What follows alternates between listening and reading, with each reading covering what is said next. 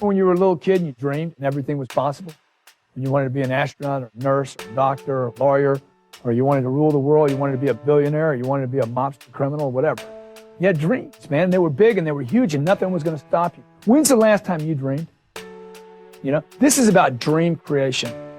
You had to dream to be able to create your ideal life. Folks, you got to quit working for the people you work for. You got to quit working for a paycheck. You got to quit just getting by, and you got to quit setting goals based on just money. You need to base your goals and your desired outcomes on your dreams. You know, you need to think bigger, dream big. You need to go to work for your dreams, the things you've always wanted. And then you'll be inspired. And then you'll want to make your dreams happen. Then you can come up with a plan and say, hey, this and this and this will make this dream happen. Would you not be fully engaged in life? Are you tired of just getting by? Come on, remember when you were a kid. You didn't think in terms of making $8,000 a month. You didn't think like that. You thought about being the richest person in the world because it was possible. The little guy, you know, 4 or 5 years old, has got a brain smaller than the one you have right now, and that was good because the brain wasn't in the way. Your dreams were. Nobody could tell you. I know little kids that can out-key me. You know why? Because they know this. They can do things with a snowboard that I can't do because my brain gets in the way.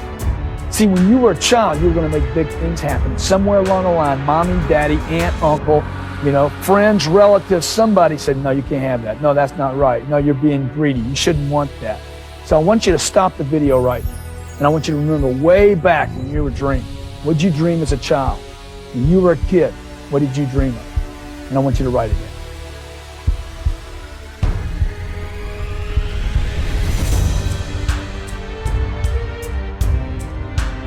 No matter how hard it is, how difficult it is, how tough your life seems to be right now, you can go anywhere you want in life, anywhere. The number one rule in creating success is to show up, to merely just show up. In fact, it's been said that 90% of all success that people encounter is about showing up. Just show up, folks.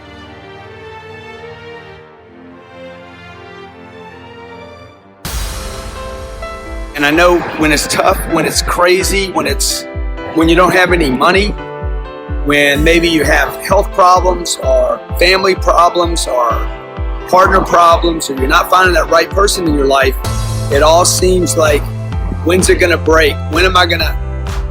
Is it gonna break? Is there a way out? Am I gonna get a better job ever? You know, I've been in all these situations. I lost my first 5 jobs I was fired from. I'm here in Miami today. This is where I live. I live in this building right here.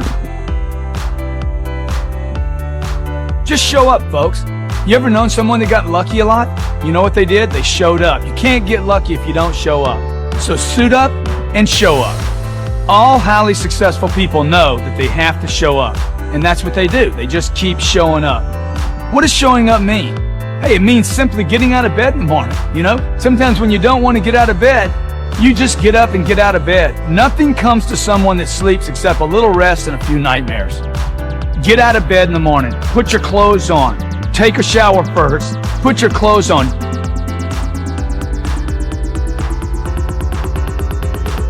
The environment that I lived in, I was losing it. I was not doing well. I was using drugs. I had terrible friends. I had terrible advice. My dad had died, so I didn't have anybody to kind of mentor me and show me the way. Look, and my life kept getting worse and worse and worse. You're like, I just don't have it in me to make calls today. Okay, well, sooner or later you're going to have to confront that you got to make calls, or you got to go talk to that girl, or whatever the deal is. You got to go talk to your boss, or you got to become more valuable to yourself and the environment around you. And the only way to become more valuable before you make that call, before you go talk to that girl, before you go talk to your boss, before you do the thing that maybe you don't know you want to do or need to do, start helping somebody else. I didn't think one day I'd have a jet, I'd be able to fly private, or I'd have 5 companies that make a bunch of money. I never ever thought about that stuff.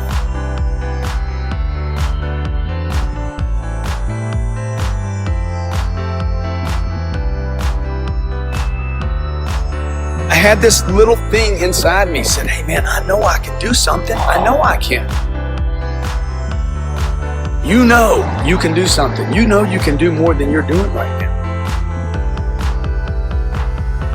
So I don't think I've made it by any means because I'm measuring against my potential. Like if you can put your ego aside, you know, when you want to turn your life around, put your ego aside and say, hey, I got this one thing in front of me. I don't even like it. If you can learn to get great at something you hate, I guarantee you, you will have greatness in your lifetime.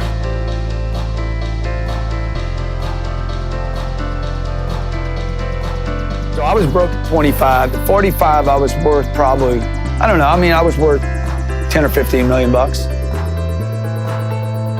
Well, I started getting comfortable. I started getting seduced by the idea that I had done more than other people.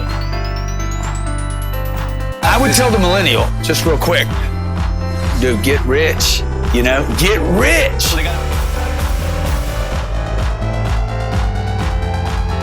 There's three things people don't know about money. They don't know how to make it, they don't know how to keep it, and they definitely don't know, number three, how to multiply it. If anybody that's out there that gets comfortable, you will always be punished for being comfortable. The entire middle class in America should have had their massive wake-up call in 2008, 2009. Trying to reach for what I can do, not what I have done. You know, the day you start taking responsibility for what happens to you is the day you will start controlling what actually happens to you. You know, most of the people I meet in my seminars are saying, well, hey, so-and-so won't let me do this, or my wife won't let me do this, or my husband won't let me do this, or my boss won't let me do this. Folks, the moment you assign responsibility to another human being is the same moment that you accept never to be in control of your own life.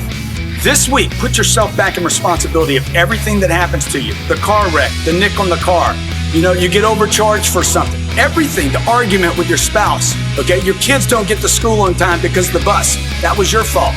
The moment you can take responsibility for everything, the lost deal, the people that didn't get approved, the moment you can take responsibility for everything is the moment you will start controlling your life, your customers, and your outcomes. Take responsibility, increase it. Look everywhere. I get a cold or a cough. Hey, how was I responsible for that? It wasn't because I sat on a plane with 223 people that were sick. Well, hey, I'm the one that bought the ticket. I'm the one that got on the plane. Take responsibility, increase it, and you will increase control in your life. Hey, thanks a lot. Get control this week by increasing your responsibility. Smoked weed, next day I smoked it again. Next thing you know, I'm like fully into drugs. And nobody starts using drugs thinking I'm gonna be a drug addict. But within probably 2 years, I was doing drugs again. 15 years old, 25, 10 years, some 9.5, I used them.